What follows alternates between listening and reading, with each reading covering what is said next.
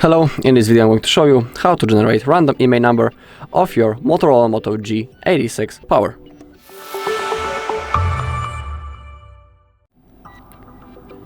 Okay, so first we need to type our normal IMEI number of our Motorola right in here in this bar.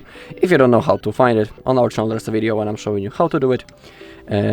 But also you can do it on your own right in here. In here you have a tutorial. And now click on check IMEI. Scroll down and click on random IMEI generator. Click on generate. And now we have 10 random IMEI numbers of our Motorola. We can copy each one of them by clicking on that icon, or we can copy all of them when we click right in here. Alright, and that's all in this video. Thank you all for watching. If you found this video helpful, please leave a like, comment and subscribe.